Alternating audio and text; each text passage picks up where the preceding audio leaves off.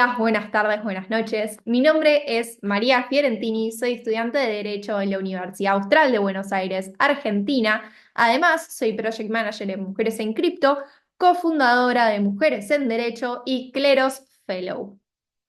En primer lugar, antes de comenzar con mi presentación, quiero agradecer a la Red Educa por haberme invitado nuevamente a formar parte de este congreso. Así que, sin más revuelo, vamos a iniciar con la presentación del día de hoy, que será sobre inteligencia artificial y derecho.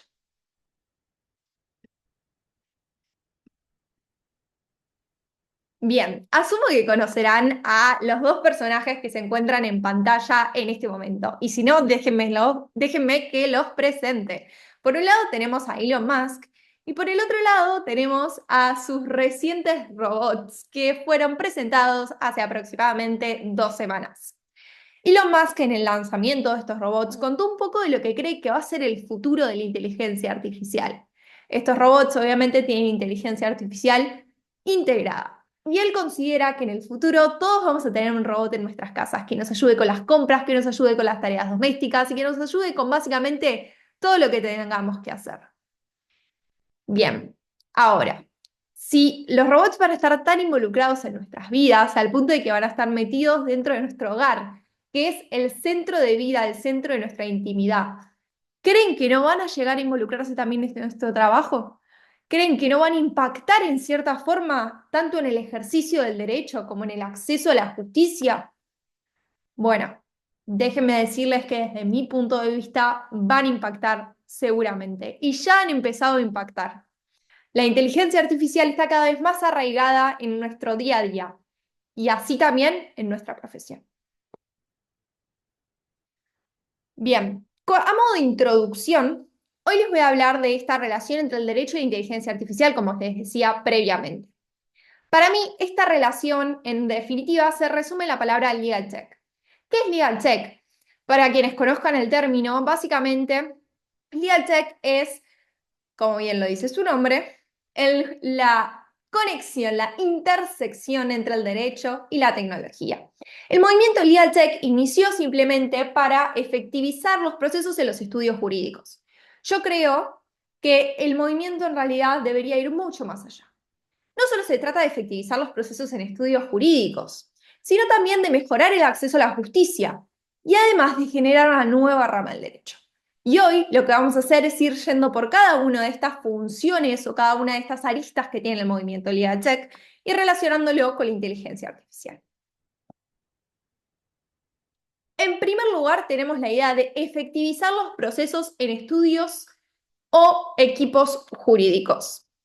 Hace muy poco, el IAUBA Lab, que es el Laboratorio de Inteligencia Artificial de la Universidad de Buenos Aires, específicamente que se encuentra en la Facultad de Derecho, realizó una investigación sobre la inteligencia artificial generativa y su utilización en los estudios jurídicos.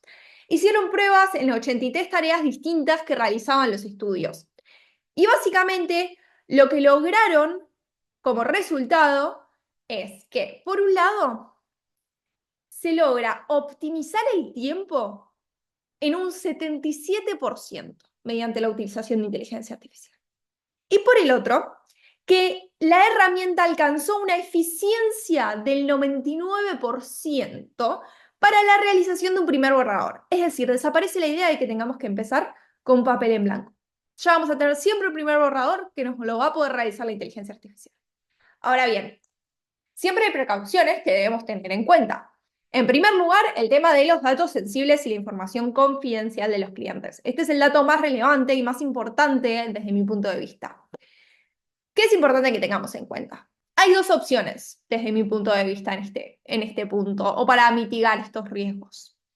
La primera es que el estudio tenga su propia herramienta de inteligencia artificial.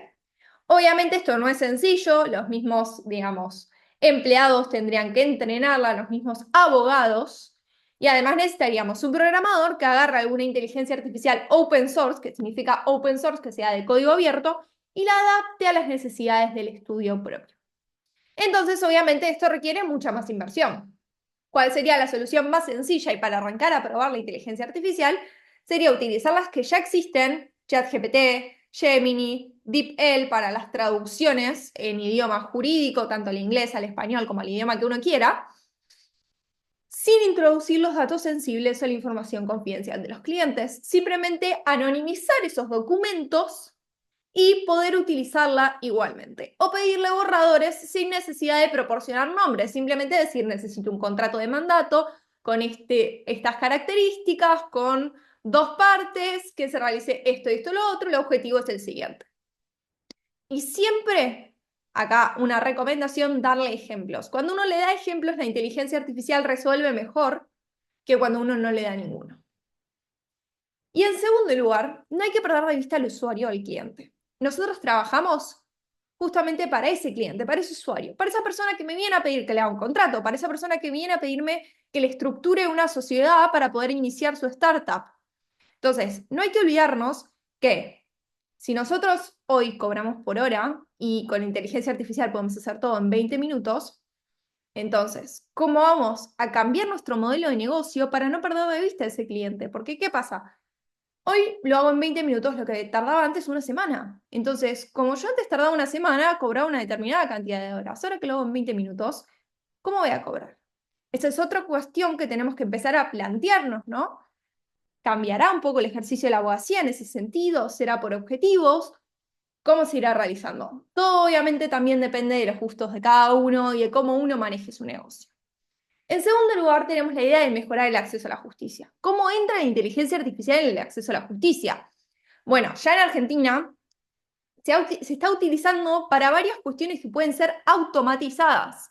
Muchas empresas, por ejemplo, lo están usando para las respuestas de oficios, que pueden ser automáticas, o también se está usando dentro de la justicia en ciertos procesos, como en los juicios ejecutivos. Entonces ya vemos cómo la inteligencia artificial se va integrando. Hace muy poco también empecé a escuchar en muchos lugares de muchas personas que empezaban a plantear la idea de que la inteligencia artificial podría ser una primera instancia. ¿A qué nos referimos con esto? Yo tengo un conflicto con una persona y la inteligencia artificial me resuelve lo que primero cree que podría hacerse en ese caso. A ver, esta resolución podría basarse, por ejemplo, en resoluciones de tribunales anteriores, en jurisprudencia, en precedentes, todo un entrenamiento que podría dársele la inteligencia artificial. Y obviamente esto tampoco quitaría que después podría accederse a una segunda instancia donde sí haya personas humanas que resuelvan la cuestión si alguna de las partes no queda conforme con la resolución. Ahora bien, ¿cuál es el problema? O el primer problema que puedo encontrar acá, que la inteligencia artificial no tiene la capacidad de justificar sus decisiones, al menos hoy en día. Quizá el día de mañana sí, quizá en ese futuro que ve Elon Musk las cosas cambian, pero hoy en día la inteligencia artificial no puede justificar lo que dice. Toma una decisión, pero ¿por qué la toma? No lo sabemos. Sobre todo las inteligencias artificiales de caja negra. Y, por último, yo creo que esto es una nueva rama del derecho. ¿Por qué es una nueva rama del derecho? Porque uno, para poder ejercer y aconsejar en inteligencia artificial, por ejemplo, si uno es abogado de propiedad intelectual, tiene que entender cómo funciona la inteligencia artificial para poder decirle a una persona que hizo, por ejemplo, una obra de arte con un prompt, si realmente puede reclamar los derechos de autor o no. O, por ejemplo, si viene el dueño de una inteligencia artificial queriendo reclamar los derechos de autor sobre todas las obras que se hayan realizado utilizando su inteligencia artificial. Entonces se empiezan a plantear todos estos problemas y para nosotros poder resolverlos y poder realmente tener una solución jurídica, tenemos que conocer cómo funciona la tecnología. Si no sabemos cómo funciona la tecnología detrás, entonces poder realmente contestar estos problemas, estos dilemas jurídicos, y se vuelve muy difícil, les diría casi que imposible. Entonces, la verdad que quiero agradecerles por haberme escuchado el día de hoy. Mi idea fue simplemente traerles más preguntas que respuestas. ¿Por qué? Porque esto está todo en auge y está todo en un proceso de desarrollo. Entonces, la relación entre la inteligencia artificial y el derecho la vamos a ir viendo a lo largo del tiempo y va a ir desarrollándose hacia distintos lugares y de distintas maneras. Hoy las aristas que más se ven son estas que les he mencionado. Efectivizar procesos en los estudios jurídicos, acceso a la justicia y una nueva rama del derecho.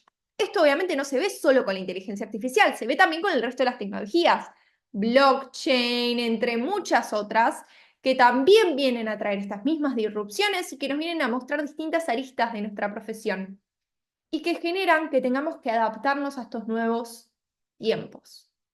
Así que los invito a investigar, a hacerse estas preguntas junto a mí y a tratar de debatir con otros colegas y de ir resolviéndolas paso a paso. No se frustren si no hay una respuesta al principio, porque no todos tenemos las respuestas para estas cosas.